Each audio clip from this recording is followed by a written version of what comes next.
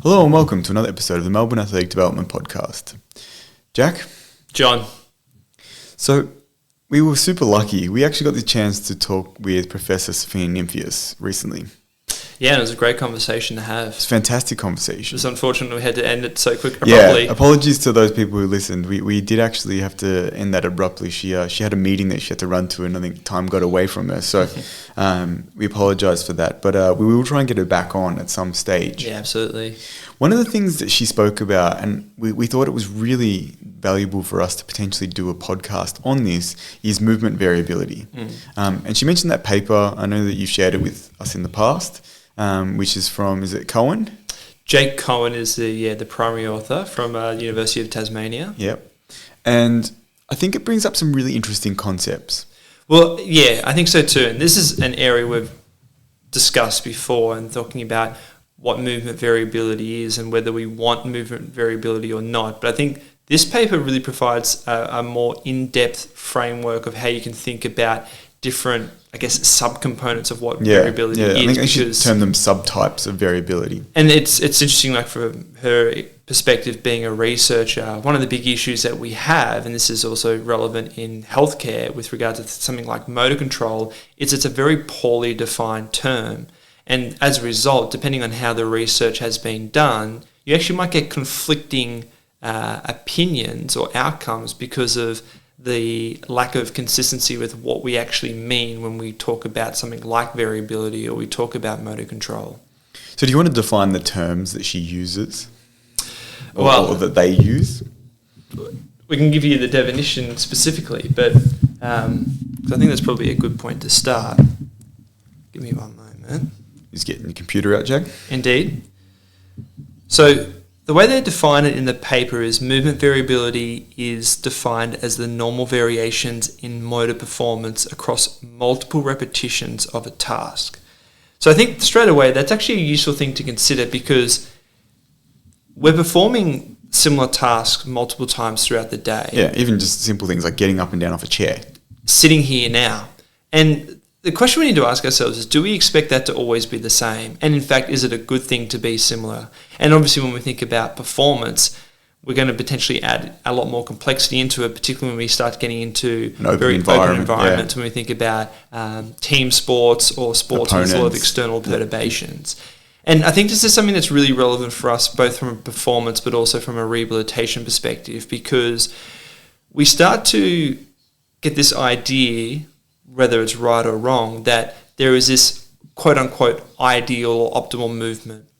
And, I mean, it is interesting to hear your thoughts about this, John, from a coaching perspective in particular, but how much do we want everything to be homogenous? How much do we want everything to be the same? And we can think within the individual and how they vary movement from task to task in terms of repetition, but also from person to person as well.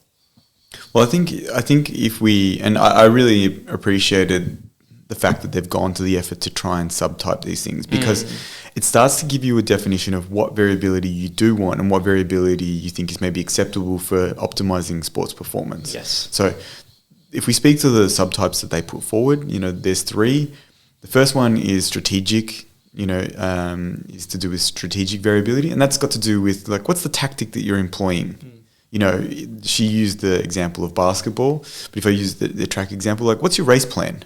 What's your tactic? Say if it's a middle distance race, are you going to go out hard? Are you going to go out and sit on the pack? Are you going to try and kick? What are you going to do? What's your tactic? What's your strategy? So if you look at your movement variability, now obviously that might be different in different sports. So for instance, she spoke about basketball and she's saying like, do you choose, if you're doing a shot from 3 points, the 3-point line or outside, are you doing a jump shot? Are you doing a fadeaway? What's your strategy? How do you think you're going to overcome the defense and be able to, or are you just having, just tossing it over your head? What's your strategy that you're going to employ? And that's also reflective of the individual's abilities, because what you're going to expect from one player is going to be very different to another based on whether they actually have that skill set, their prior experience. And again, I'm sure you can speak about this from a coaching perspective of the demands you're going to try and get from a particular athlete are going to vary based on their actual capacity and what their skill set is. And I'm sure there's some athletes where okay, that's something that they do need to work on, but that's for them is a weaker point versus we need to work to that individual's strengths.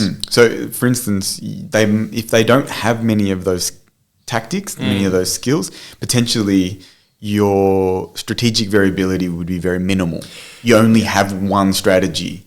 You know, obviously you'd love to, if you're a basketballer and you're taking shots from the 3-point line, you'd like to have 3 or 4 different types of 3-point shots that you Absolutely. take. You don't just want one, because then maybe you become very easy to read and you don't have much opportunity to change that. And like these can be little things too, like are you moving left to right? Are you moving right to left? Are you shooting from the left side of the court, the right side of the court?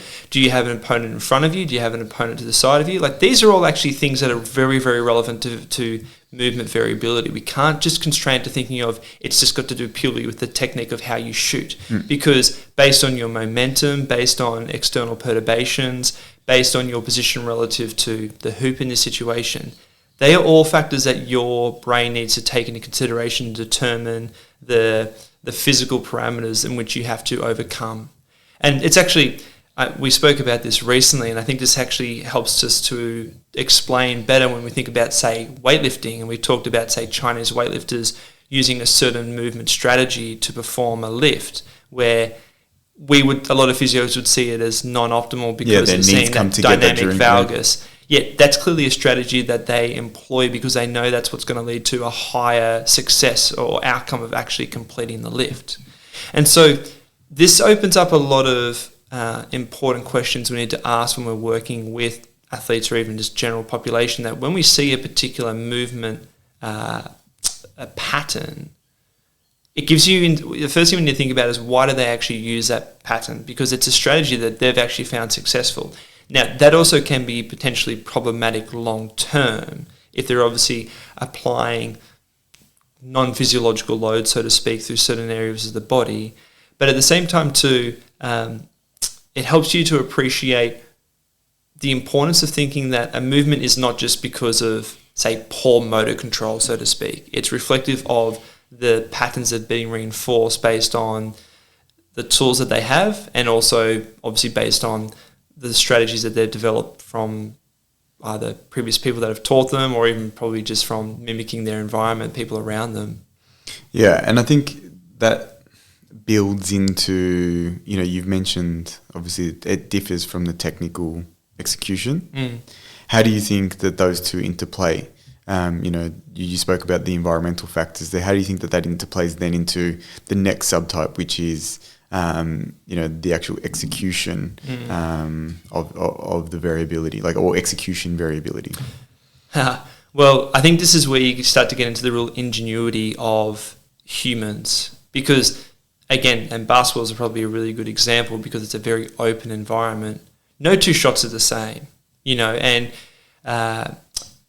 even and Sophia talked about this when you think about something like a free throw, even where there is a bit more constraints because you're stationary. Your opponents are coming for you. Your opponents are coming. You're always throwing from the same point, but you're still going to see some variability in that. But then when we start to get into a more open environment where you're having to respond to all the other players and be in different positions, we have this innate ability to configure movement strategies at a subconscious level that ideally lead us to a similar outcome. And this is probably the last thing when we think about variability, outcome variability. And again, basketball is a really simple example to use. The outcome you want is you want to get that ball through the hoop. Yeah, she said it's a categorical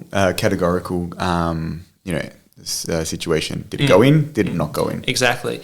And if someone's got their back to the hoop and they throw it over their head, but it goes in, then the outcome variability is still good because they've achieved the task.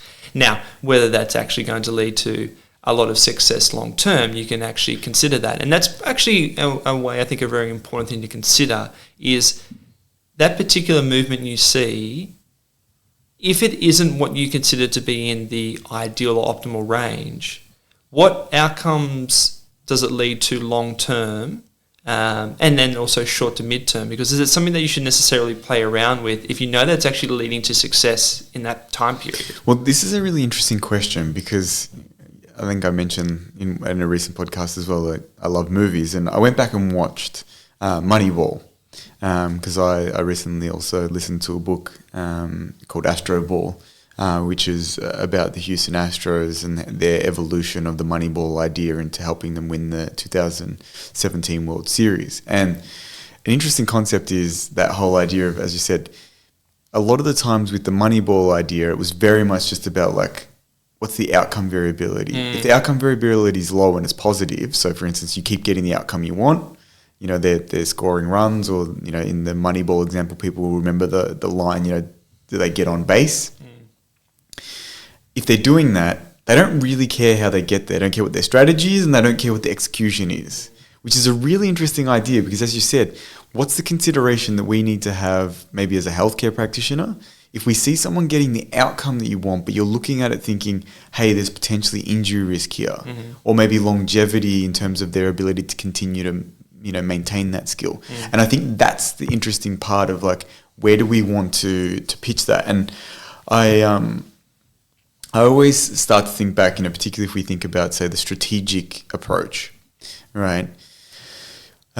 For me, even as a sprint coach, you know, we very much have a race plan. So we have a strategy that we're employing. And often it can be confusing for people to start with, because if you think about, say, sprinting, even in 100 meters, at the start, you're trying to accelerate the best you can. You're trying to, and you know, a really basic definition for good acceleration is one in which you hit maximal velocity, or you attain the highest maximal velocity that you can. It's not really one in which you get to a certain point quicker than other people. So it's a really interesting concept when you're working with athletes, because your job is to explain to them, even though it's going to feel like maybe you're going slower at the start because you're thinking about creating momentum, you're pushing, you're trying to really advance your, you know, velocity in terms of, if you think about it from a spatial perspective, like you're trying to project yourself through space to a higher velocity. That's not about getting to the 10 meters first, or the 20 meters first, or even maybe the 30 meters first. But maybe in the top speed or the maximal velocity phase at 60, 70 meters, you're moving faster than everyone else. So the interesting thing about that is the strategy that you employ to do that typically means that maybe you're not going as fast, or you're not leading the race at 20 meters or 30 meters. And for a lot of people, that's really difficult. However, if you look at the probabilities of performance and you see, if you stack that up over time, you tend to have more success using that strategy.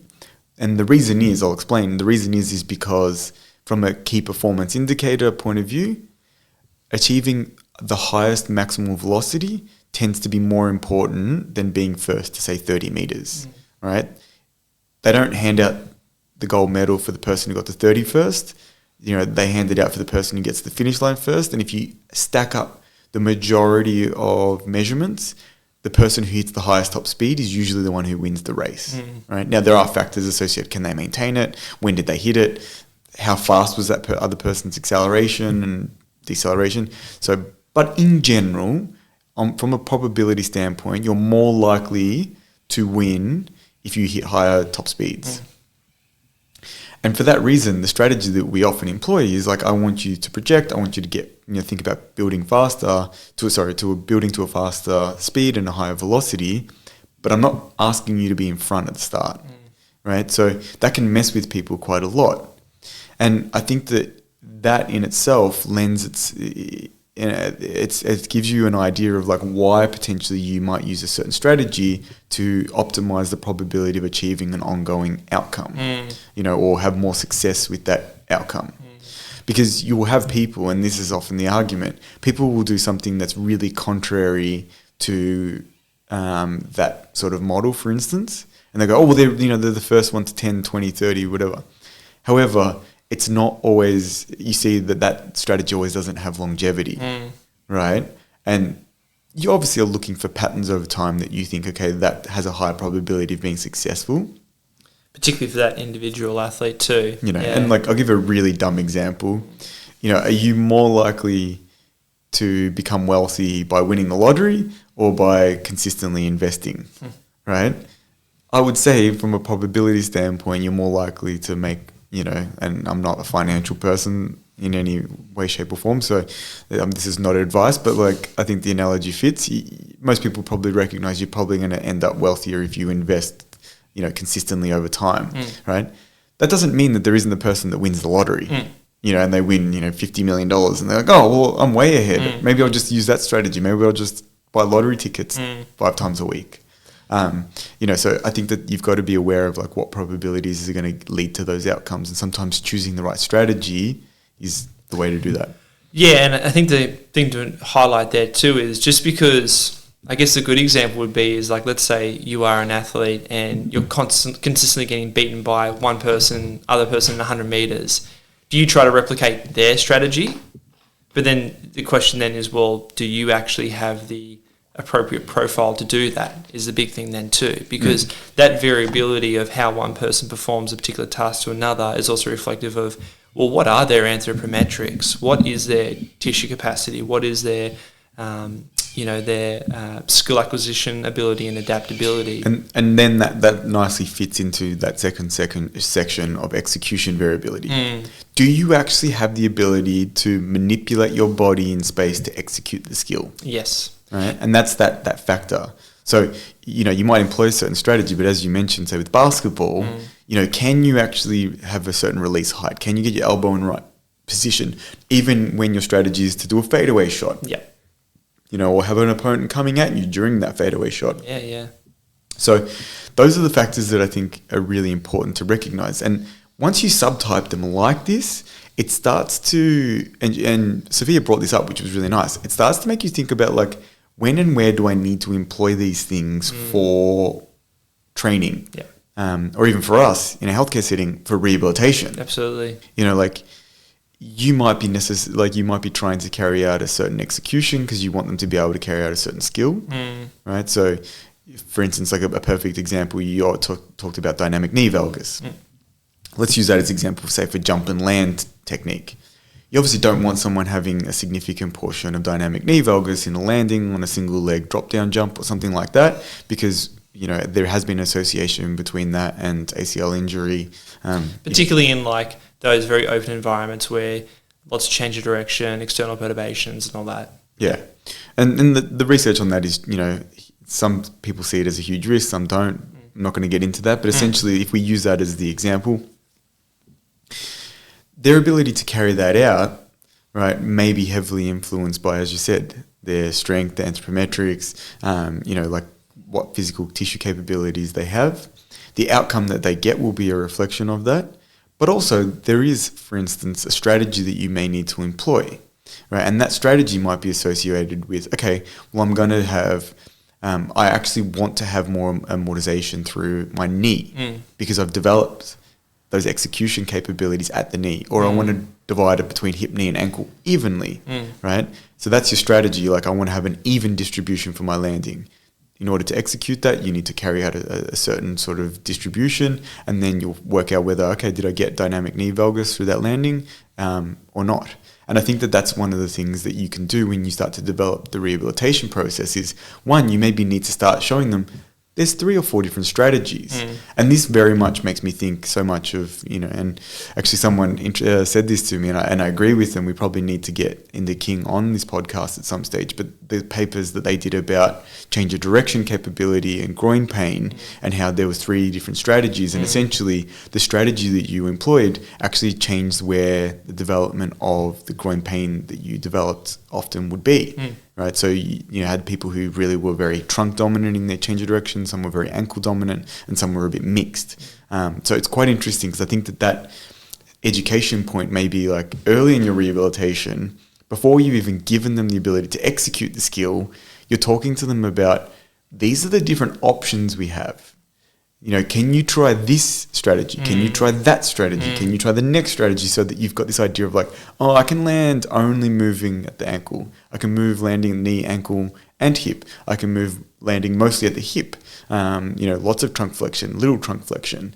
And then your job is to be able to get them to be able to understand how to use that execution consistently in their technique. Yeah, and actually, I think what this also highlights is something we've talked about, and again, I think Sophia put this very eloquently, of thinking of biomechanics being that being a combination of your tissue capacity, but then how you can express that through the adaptability of your sensory motor system and developing skills. Yeah, and so I think that also is an interesting thing to consider, because for a person that develops a certain strategy, one, do they have the adaptability to change that? Because I think that's actually an interesting question to ask in itself. Because if someone, like, let's say, for instance, very fixed, or they're an older person who has been typically quite sedentary for a long period of time, do they have that neuroplasticity?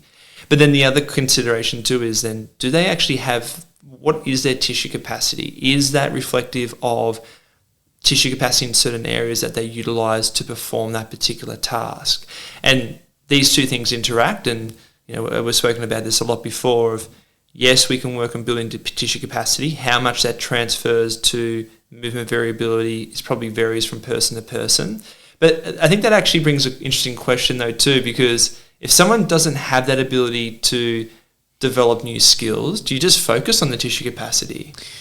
Yeah, something we didn't ask her, and I think that's a really interesting concept, because, well, actually, it's funny you say that. I think that sometimes that's often a failure of us as the professional to be able to find the task that's going to allow them to develop that skill.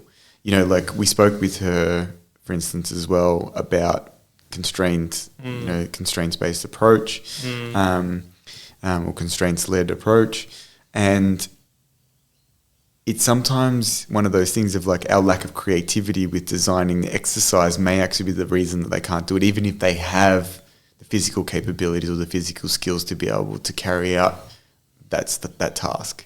Yeah, and actually the other thing I just think of now is, even if you're developing tissue capacity, that itself actually starts to stimulate your system to become more adaptable anyway. Because and even from a central level, like you get secretion of things like brain-derived neurotrophic factor, which is really important for developing like new synapses and things like that. So I think you're right in the sense of, well, we might start with a very basic movement just to actually get movement happening, but then how do we create constraints to develop that movement, and then how do we take away those constraints over time to then be able to replicate the tasks that we want them to be able to do in a way that is better for them. It's interesting, actually. I want to ask you about this. What did you think of her discussion around the constraints-based learning? Did you think that it was? I found it really interesting. It made me question a little bit of what I'm doing at the moment with my coaching. But how did you approach that? Where she said, you don't want to force someone into a particular movement strategy all the time. And that obviously speaks to even this paper of the variability and having the capability of being able to execute in a different technique, being able to execute a different strategy so that you can get maintenance of... It's sort of funny because the more variability capability that you have in the strategy and in the execution, it probably means you're going to have less variability actually in your outcome. The thing I think of too, and this probably depends on what your intention with the stress you're applying.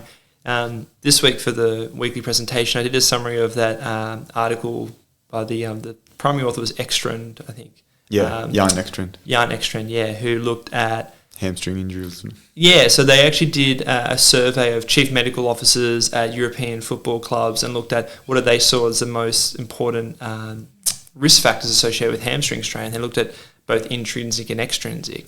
And one of the things I found interesting was that there was an overwhelming agreement, I think particularly in the clubs who had lower rates of hamstring strains, that they should be doing a lot of high velocity running, but in a very sports-specific context, which I thought was interesting, because then their rationale is because in the sports-specific context, that's all right, in the sports-specific context, it's not always linear. There's obviously a lot of lateral, rotational components to it. So it's not as simple as getting, obviously that's European football, getting the footballers to just do sprints. Exactly. Like the thing that stood out to me there is just the idea of like, okay, we've calculated that they've ran over 10 meters per second for this amount of time, which replicates what they do on the field, but you just did it on the tracker, for instance.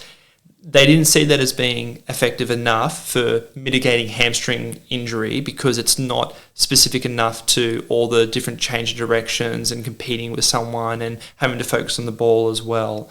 And so perhaps the question then comes to, what's your focus? Is your focus here in that situation, is it more about mitigating injury by applying the appropriate mechanical stresses as opposed to something I think Sophia was mentioning is like creating certain constraints so you can actually start to create changes in how they perform the task. And I think that's probably an important differentiation, because I think there's value in that, and clearly credibility, because if you have no constraints, it's actually very difficult to be able to think of, I need to focus on these particular mechanical requirements when I run, as there's, players running towards you and there's a ball there and so on. So there clearly needs to be some constraints applied at certain times so you can actually have more focus on the cues that have been given, whether they be external or internal, so you can start to see the changes in their movement.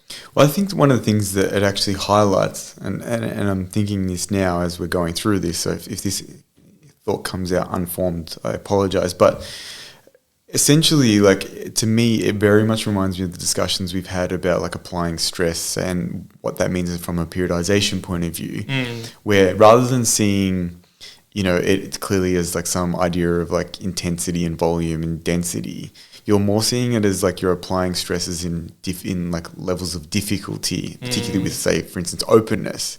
So if you've got a football player and you want to actually give them enough variability in terms of how they have to execute it so that the outcome is that they don't get injured and they can perform at a really high velocity, your job is to potentially constrain the environment so that there is less openness, and that's actually probably less stressful than what you're going to, and get them to do that in an environment where they don't have opponents or they don't have someone changing what they're doing, but there's still some constraints that's they're having to navigate that problem.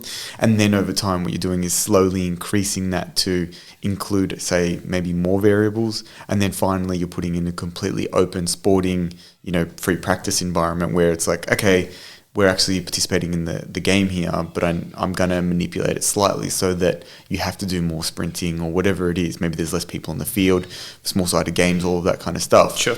But what you're doing is actually opening up the variability through the application of higher levels of variability stress, because you're trying to, as you said, search for opportunities to expose them to an ecologically valid environment. Yes. And ultimately, like, that's where you're going to see the most movement variability. And more importantly, you're getting all these different change of directions, you've got the ball at your foot, you're trying to sprint, you're trying to do all these things. And you're applying all the stresses that are relevant to performance, because it's not just the physical stresses and literally replicating them by having all the different variables involved, but even the cognitive stresses too, because that in itself plays a big component into your ability to perform at a high level, not to mention your level of fatigue. And I think more importantly too, because it's all well and good to keep things controlled and be able to focus on particular movement patterns, but that's not going to happen in a competitive environment. You don't have that luxury most of the time to be like... Well, I know you wrote it down. Yeah. And I think this fits perfectly. It's like, what Sophia put down as her definition of an athlete. Yeah. I thought that was very apt. It's like, if you can do this when everything's perfect, that makes sense. Yes. But you probably remember it better. Well, look, I'm not sure, but essentially her definition was an athlete is a person's ability to be able to essentially adapt to the change in environment or the change in stress. Yeah, particularly in a sporting context. Correct. Well, and look, I think actually you can apply that more globally, because I think actually the reason why I found that really valuable is because we should think of all of ourselves as being athletes in the sense of, I'm not going to be a professional athlete, but I also want to be someone who can be able to adapt to different stresses and obviously mitigate issues that develop from... It's good you bring this up, because obviously we've toyed with these definitions before. I'm sure you remember, like us looking at the concept of actually, well, what is a musculoskeletal injury or even a problem? And in a sports performance setting, it's the inability for you to solve a motor problem in an effective manner, right? In an injury point of view, it's you having the inability to solve that motor problem, but it may be due to other factors. So it might be insufficiency of some sort of tissue structure, changes in, say, sort of sensory or even motor output factors, right? But it's still your inability to be able to solve that motor problem. And we spent a bit of time looking at that and thinking about that. And the fact that there's such an overlap, like in a musculoskeletal injury, it tends to be there can be other factors of why you can't perform it. But in a performance setting, it's pretty clear. It doesn't really matter why. It's actually there's a performance problem, and the performance problem is being limited by your inability to solve that task. And as you mentioned, if you're doing it where you can only solve that task where there's very little, external stresses, perturbations, opponents, weather conditions, then you're clearly not very good at being able to solve motor tasks. Therefore, like, you're not actually a very well developed, or you're not very well developed in that realm. Well, and then you're more susceptible to injury, but also likely to have less success in performance, because the reality is most sporting environments don't hold the luxury of being really controlled and not having variability. Got a bug, do we? You're a spider.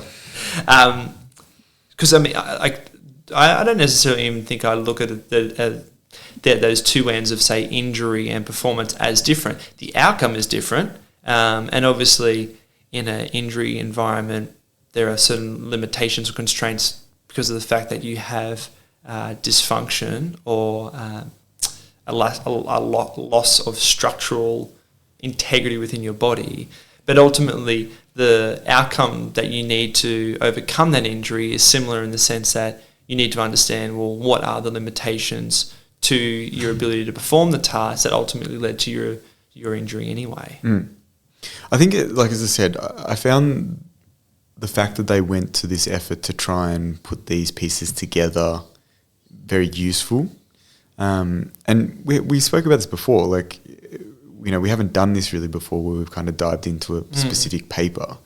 I know we mention research all the time, but I think that this actually also leads to another interesting concept, which is are you taking the time to evaluate why someone has gone down this path of research? And the really cool thing that came out of this was you've got to get your definitions right.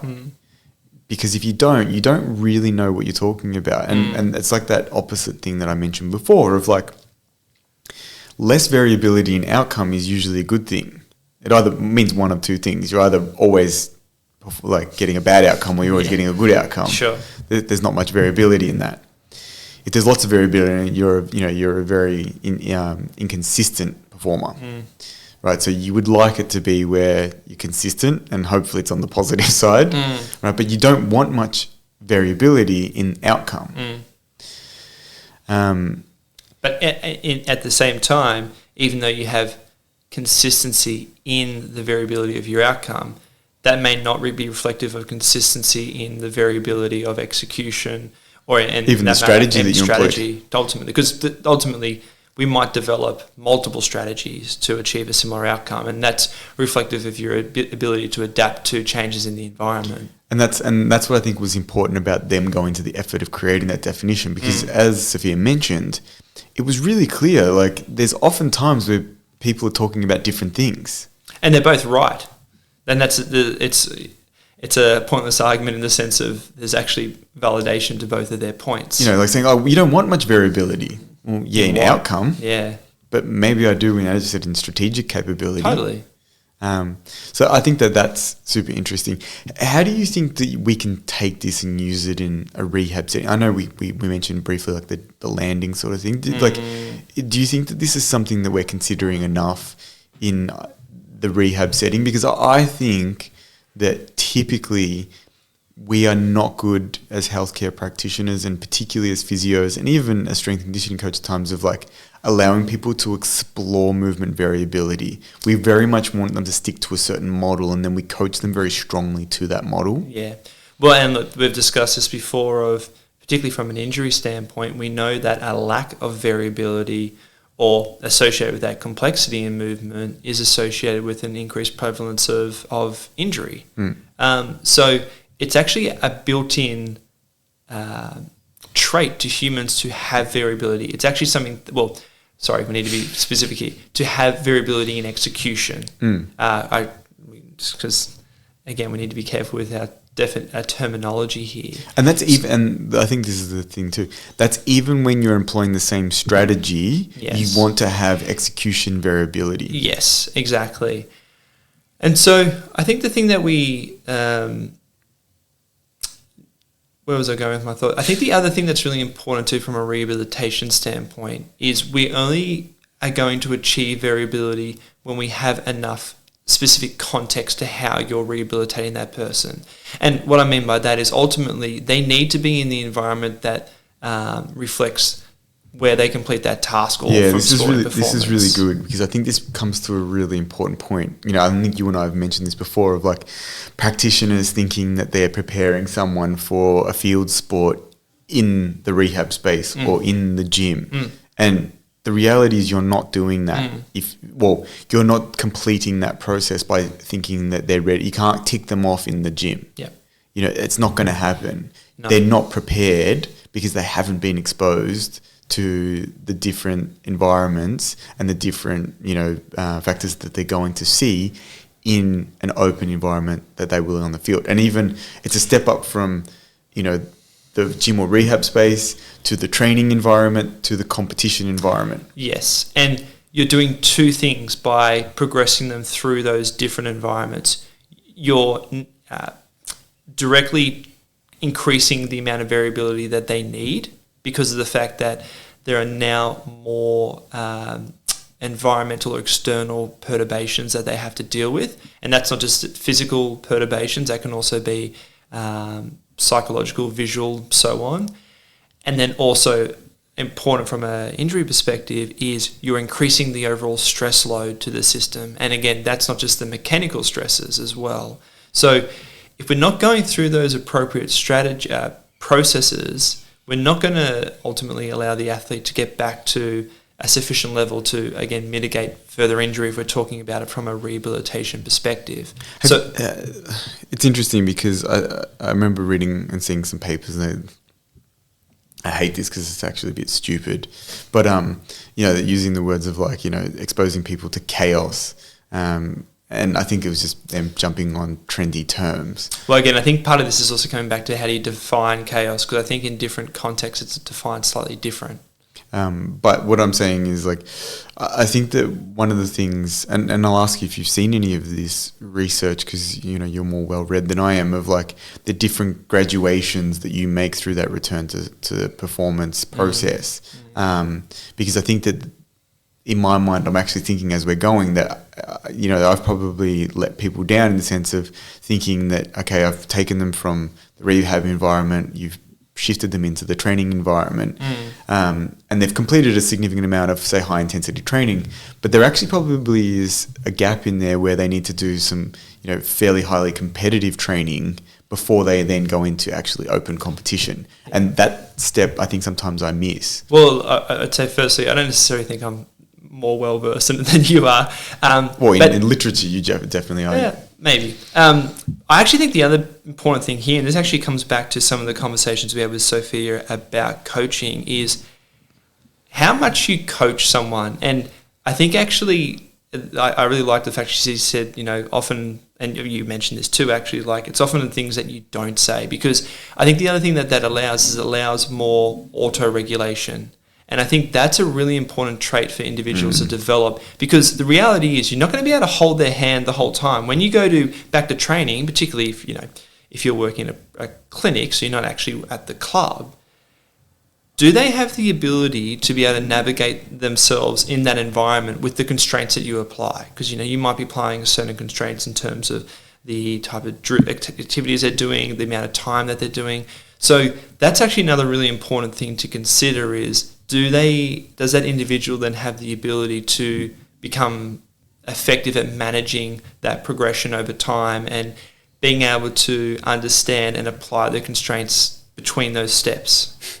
I'm taking this in a really weird way, but I that makes me straight away think about why I think sport is actually very valuable in society in general. Right? I remember having this conversation after I went to that conference, that Women in Sport conference, with one of the researchers that looks at some of these factors of the role of society in sport. I know there's some people that hate sport; they think sport's stupid. I remember actually mentioning to her, for those that look at the political and linguistic research of Noam Chomsky, seeing a really funny video of him when he was much younger saying he thinks sport's stupid. It's it's basically was designed to keep the idiots occupied.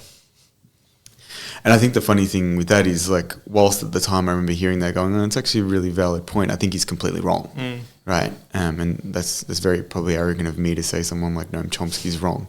But I think he's wrong because I think the opportunities that you glean from being exposed to sporting environments are the ones in which you get the opportunity to explore variability in task, in stress, and even psychological stresses much more consistently than people who avoid those situations. Now, it's not that you can't get those situations in other aspects of life. It's just that sport readily packages those things up. And I think that's why, without necessarily understanding it, we inherently put some level of praise upon people who achieve a high level of success in sport, or even people who aren't necessarily at a really high level, but we are appreciative of the fact that they're participating in sport because it suggests that they're willingly able and wanting to go into environments and situations consistently that requires them to problem solve, that requires them to have to deal with adversity or stresses on a consistent basis.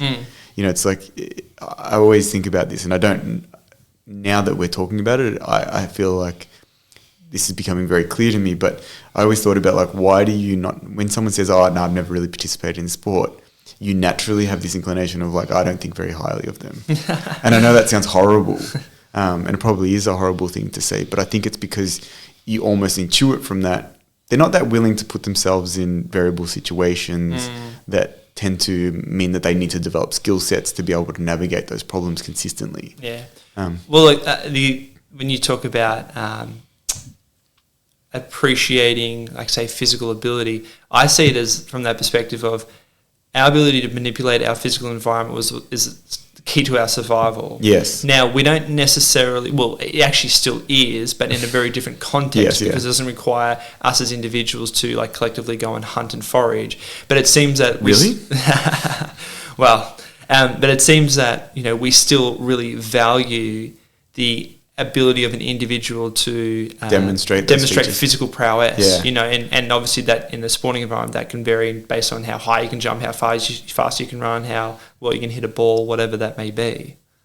I think, as I said, like, in a similar sense, and this is not to necessarily praise heap on athletic people, I think it's also the reason that we kind of like people who have lots of skills, you know, like the polymath types. I feel like I'm always super impressed by those people, you know, they have knowledge in lots of areas, and you think, like, okay, well, you're a super valuable person. If shit goes sideways, like, you can probably navigate this situation pretty well because you've got skill sets across multiple different things. And I think that that's often more appealing than someone who has that real, you know, depth in one area. Be like, okay, well, unless it's, you know, this specific area that's related to what you do, it's probably not going to be something that you can navigate outside of that.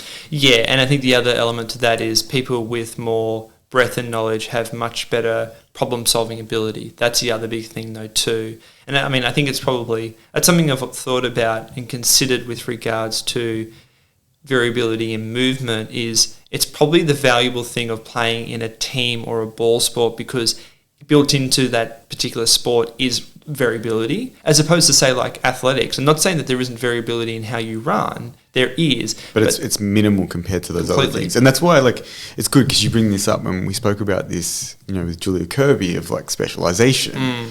And I think this is at the absolute heart of why exposure to, you know, multi-sport development is important. Absolutely.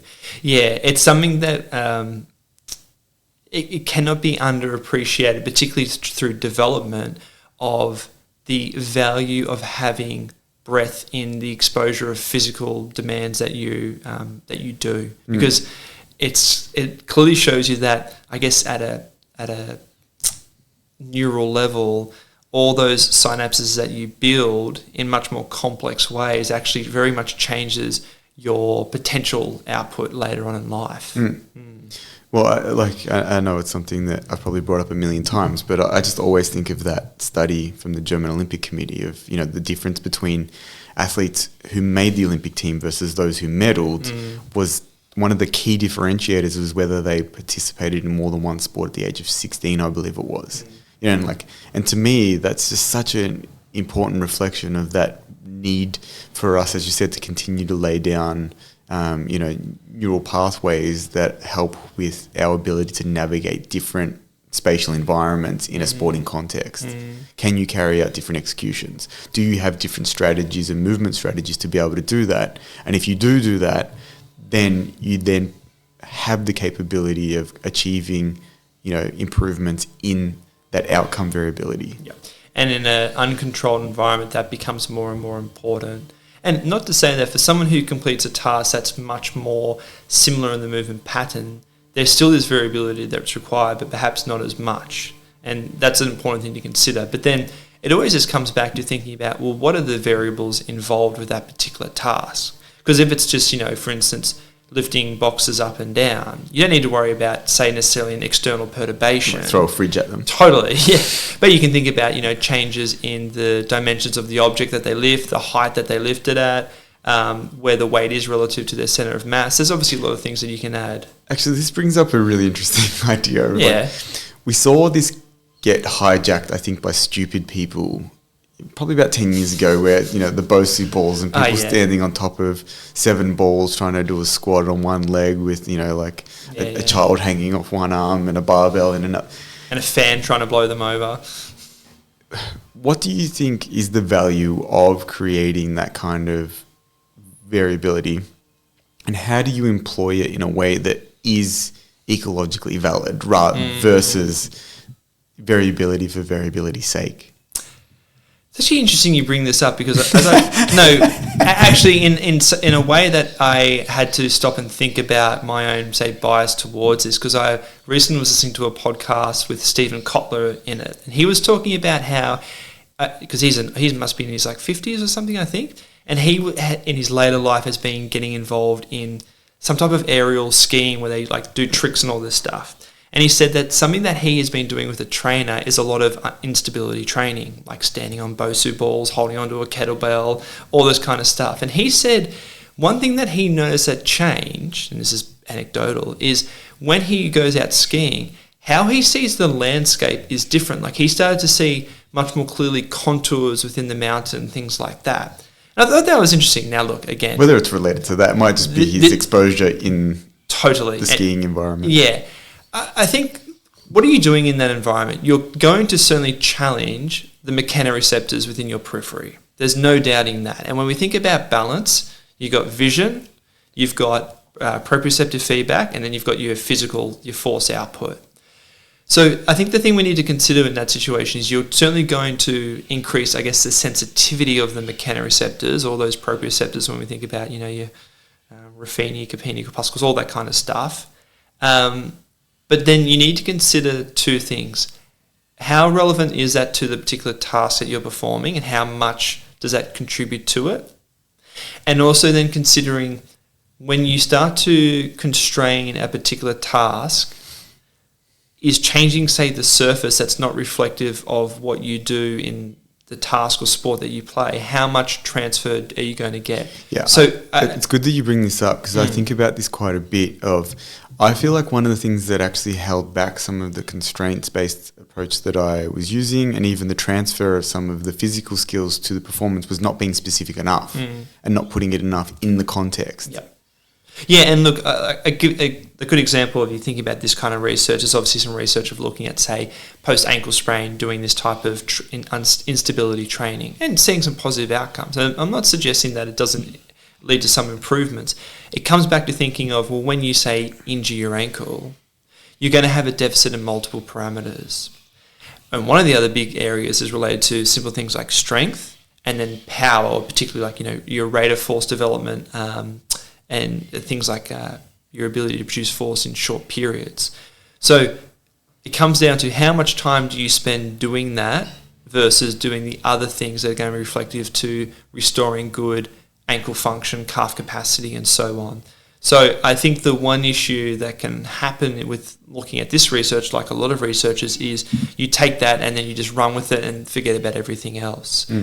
So how much does it play a role in someone's rehabilitation? I think you just need to think back to how relevant or specific is this to the person's sport.